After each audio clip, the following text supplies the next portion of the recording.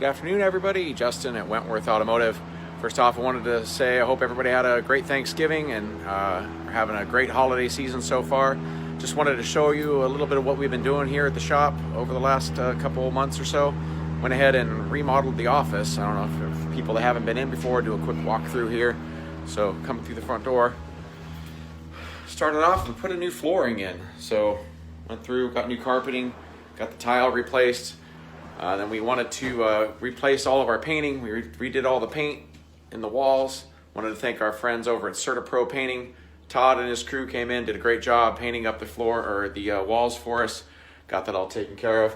Got rid of the old desks that were in here, so we have the new standing desks. A little bit healthier for the employees.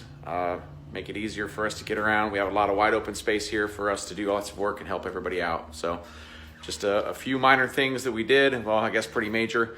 But wanted to show that and share with everybody. And like I said, hadn't reached out for a while, so I wanted to say thank you everybody for your support so far this year. We're here to help you. If you need anything at all, just let us know.